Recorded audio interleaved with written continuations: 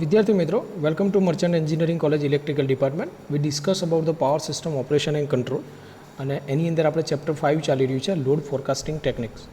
Load forecasting ટેકનિક્સની અંદર આપણે મેથડ ઓફ લોડ ફોરકાસ્ટિંગ વિશે અભ્યાસ કરી રહ્યા છે કે મેથડ ઓફ લોડ ફોરકાસ્ટિંગ કઈ કઈ છે. એમાં પહેલી આપણે રિગ્રેશન મેથડ જોઈ હતી. રિગ્રેશન મેથડ એટલે કે રિટર્ન આવવું. રિગ્રેશન મીન્સ રિટર્ન આવવું. ઓકે, તો એક રિગ્રેશન મેથડ એનાલિસિસ આપણે જોયું હતું કે જેમાં ગ્રાફ હતા, લિનિયર છે, એક્સપોન્શિયલ છે, એસ કર્વ છે, પેરાબોલિક છે, ગ્રામફર્ડ્સ છે. એ બધા ગ્રાફ અનુસાર કે ભાઈ આ રીતનું આપણું ફોરકાસ્ટિંગ હોય છે. બીજી આપણે મેથડ જોઈ હતી analysis of time series method, કે જેની અંદર આપણે ARMA model, ARM model, okay, એ બધા મોડલ્સ વિશે વાત કરી. હવે આપણે વાત કરવાની છે એમાં કે જે ટાઈમ સિરીઝ એનાલિસિસ છે એની અંદર તો કે એની અંદર કઈ મેથડો છે અને એક વખત બે વખત એક્ઝામમાં પૂછાયેલા છે. તો મેથડ ઓફ ટાઈમ સિરીઝ એનાલિસિસમાં આપણે વાત કરીએ તો એની અંદર મોડલ છે, એમાં પહેલું છે ઓટો રિગ્રેસિવ મોડલ. હવે તમને રિગ્રેશન વર્ડનું મેં એ વખતે પણ લેક્ચર્સમાં વાત કરી. રિગ્રેશન એટલે કે શું થાય? Return of a former or a less development state. એ લેસ ડેવલપમેન્ટ સ્ટેટની અંદર આવશે. અને આપણું AR શું છે? તો કે જે ઓટો રિગ્રેસિવ છે એ શું કરશે? યુઝ ધ પાસ્ટ ફોરકાસ્ટ, એટલે કે જે પાસ્ટની અંદર જે પણ આપણા ફોરકાસ્ટ થયા છે એ ફ્યુચરની અંદરની વેલ્યુ પ્રિડિક્ટ કરવા માટે આપણે ઉપયોગમાં લઈશું. તો એને આપણે AR ઓટો રિગ્રેસિવ કહી શકાય. ઓકે, ચલો તો વાત કરીએ આજના લેક્ચરમાં આપણે મેથડ ઓફ ટાઈમ સિરીઝ એનાલિસિસની મેથડોની. હવે વાત કરશું આપણે એમાં પહેલું છે ઓટો રિગ્રેસિવ AR મોડલ. હવે મિત્રો આની અંદર જે ઇક્વેશનો આવે ને એ આપણે યાદ રાખવા પડશે, કારણ કે ડાયરેક્ટલી પુટઅપ કરેલા છે. ઓકે, ચલો વાત કરીએ ઓટો રિગ્રેસિવ મોડલ્સમાં શું છે. તો કે the auto regressive model is a simplest form of the stochastic. Okay, stochastics એટલે કે રેન્ડમ વેરિયેબલ થશે. સ્ટોકેસ્ટિક એટલે કે રેન્ડમ વેરિયેબલ. ઓકે, તો કે આ શું છે? Simplest form of the random variable time series model, એટલે કે રેન્ડમ વેરિયેબલ્સનું એક સિમ્પલ મોડલ્સ છે. And this model is use to represent the behaviour of a zero mean stationary stochastic sequence. Okay, એટલે કે આ એક બિહેવિયર સ્ટડી છે. ઓકે, મીન્સ કે this model is use to represent the behaviour of કોનું behaviour? તો કે zero mean stationary stochastic સિક્વન્સનું, એટલે કે જે રેન્ડમ વેરિયેબલની જે પણ ઝીરો મીન છે, ઓકે, જે આ ફાઇનલ આન્સર જે ઝીરો મીન આવે છે એનું બિહેવિયર સ્ટડી કરશે. In this method the data of the YSK should be ensure a zero means. હવે Y એટલે શું છે મિત્રો? તો એ આપણો ટિપિકલ પાવર સિસ્ટમનો લોડ છે Y. ઓકે, ચલો the series of the data variable must be assume to be stationary. આની અંદર આપણે જ્યારે પણ કેલ્ક્યુલેશન કરશું એટલે આ જે ડેટા વેરિયેબલ છે એને આપણે સ્ટેશનરી સમજીશું સિરીઝને. And the only it may be possible to identify the suitable auto regressive model for this sequence. અને આ મોડલ, આના ઉપરથી આપણે આગળનું જે લેક્ચર હતું એનાલિસિસ ઓફ ટાઈમ સિરીઝ, કે જેમાં બહુ બધા મોડલ હતા. કયા કયા? તો કે ARM, ARMA, ARIMA, ARMAX, પછી હતું ARIMAX. એ બધા મોડેલ્સ હતા. એમાંથી કોઈ પણ એક વસ્તુ આની ઉપર લાગુ પડી શકે. તો આમાં એક ઇક્વેશન છે, એના વિશે વાત કરીએ. ધ nth ઓર્ડર ઓટો રિગ્રેસિવ, એટલે કે ઓટો રિગ્રેસિવ AR અને nth ઓર્ડર છે એટલે ARN model of the sequence load માટેની જે મોડલ છે YSK કેવી રીતે લખી શકાય? તો એના માટેનું ઇક્વેશન છે YSK is equal to sigma I tense two 1 to n, કારણ કે n સુધી લીધો છે, અને AI YSK minus I plus WK. હવે જોઈ લો WK શું છે? તો કે એ ઝીરો મીન છે. ઓકે, જો ધ કોફિશિયન્ટ છે where the coefficient AI are the model parameter. જ્યારે આપણો આ AI છે કોફિશિયન્ટ એ મોડેલ પેરામીટર હોય અને WK શું થશે? એ ઝીરો મીન થશે. The solution of this equation, એટલે કે મીન્સ કે ઇક્વેશન 2 જે આપણને YSK વાળી આપી હતી એનું સોલ્યુશન શું થશે? જ્યારે હું એ સિરીઝનું સોલ્યુશન આપીશ, I બરાબર 1 2 3 આપણે અંદર પુટ કરશું. ઓકે, એટલે આપણને ડાયરેક્ટલી આવું એક ઇક્વેશન મળશે. 1 minus A1 Z inverse minus A2 Z minus 2 square minus 2 minus A3 Z minus 3 minus A4 Z minus 4 up to n સુધી minus AN Z minus n સુધી. ઓકે, ચલો હવે જ્યારે પણ આનો ગ્રાફ દોરવામાં આવે તો કે આ શું કરશે? એ જે યુનિટ સર્કલની અંદર Z પ્લેનની અંદર રહેશે. તમે કહો સાહેબ આ Z પ્લેન શું છે? તો જેમ લાપ્લાસનું પ્લેન આવે એવી રીતે Z ટ્રાન્સફોર્મ આવે. એ તમે મેથ્સ 3ની અંદર ભણી ચૂક્યા છો આ બધી ઇક્વેશન. ઓકે, હવે પર્ટિક્યુલર એ દાખલો આપણે ગણી ના શકીએ અત્યારે, પણ આપણું જે પણ હતું એડવાન્સ એન્જિનિયરિંગ મેથેમેટિક્સ એમાં Z ટ્રાન્સફોર્મના દાખલા આવે છે. ઓકે, ચલો તો અને આ એ Z પ્લેનનો જ એક્ઝામ્પલ છે આખું. Okay, remain inside the unit circle in the Z plane for the particular value of the coefficient of AI. Okay, ચલો બીજું the auto correlation function being first computed from the given data and the model order n and the parameter vector a being estimated and the next task is to next task okay is to estimate the statistics of the noise process of wk. Means के हवे W के है एनु कंईक solution लावानी बात है। तो जो फरी वार आपणे एना ज वस्तु आगळ वधीए। द ऑटो कोरिलेशन फंक्शन एटले के आ जे ऑटो रिग्रेसिव फंक्शन हतुं ऑटो कोरिलेशन फंक्शन है being a first computed from the given data पहली वखते केवी रीते ज्यारे आपणे जे डेटा आप्यो छे एना उपरथी आपणे एने गणी शकीशुं। And the model order and the model order आपणे nth ऑर्डर लीधो छे मॉडलनो ओके तमे कोई पण लई शको 1 to 10 1 to 20 1 to n okay. And the parameter vector ए कયું પેરામીટર વેક્ટર લીધું છે આપણે લીધું છે કોએફિશિયન્ટ ઓફ AI એ આપણને મળી શકે અને એના પછીનો ટાસ્ક શું હોય કે ભાઈ જે નોઇઝ પ્રોસેસ છે WK એનું સોલ્યુશનની પ્રોસેસ હોય। The best estimate of the WK may be obtain from the residual EK is equal to YK minus Y bar K okay. હવે આ જે આપણને ગણીને આપ્યું છે Y બાર ઓકે એનું ઇક્વેશન અહીંયા આપણને આપેલું છે જે કે ઇક્વેશન 2 ઉપરથી ઇક્વેશન આ જે આવ્યું છે 5 ઓકે એ સોલ્યુશન છે આગળનું જે આપણે ડાયરેક્ટલી લખી શકીએ નો વરી ઓકે।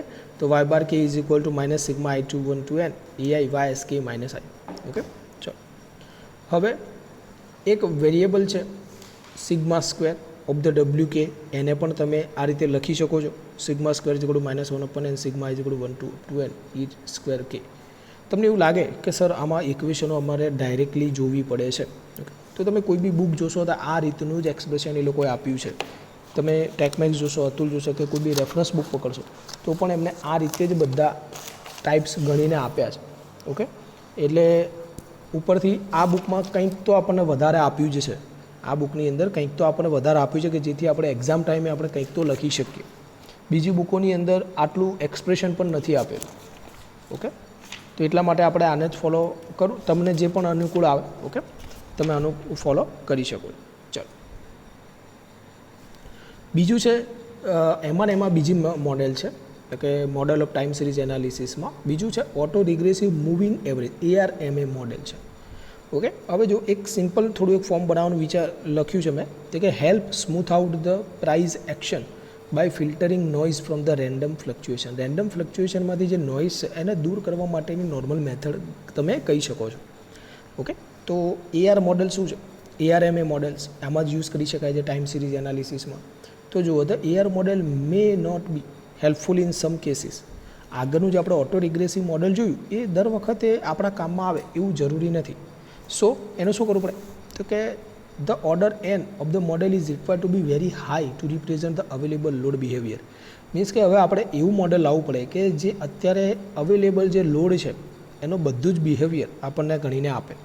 તો કે ઇન ધીસ કેસ આપણે ARMA મોડેલ ઓકે એ યુઝ કરીએ છીએ ARMA NM model is use two given અને એનું આપણને ઇક્વેશન આપ્યું છે। તમે જોઈ લો કંઈ ઇક્વેશન આપણે વધારાનું નવું યાદ નથી રાખવાનું હું તમને ઉપરની ઇક્વેશનમાંથી જ બનાવીને આપી દઉં છું ઓકે। ધારો કે YS કેનું છે તો જોઈ લો તમે sigma i to 1 to n AI YS k minus i plus WK એના ઇક્વેશન ફરીવાર અહીંયા લખી દો એના ઇક્વેશન ફરીવાર અહીંયા લખી દો YS કે sigma i to 1 E1 YS k minus i પાછો વધારાનો એક નવો ફેક્ટર i ઇન્વોલ્વ થાય છે વધારાનો નવો ફેક્ટર i ઇન્વોલ્વ થાય છે કારણ કે અહીંયા n પણ છે અને m પણ છે ઓકે। એટલે આ વસ્તુ આપણે એડ કરી કે j is equal to 1 to n bj w minus k minus j અને પ્લસ WK તો છે જ ઓકે। ચલો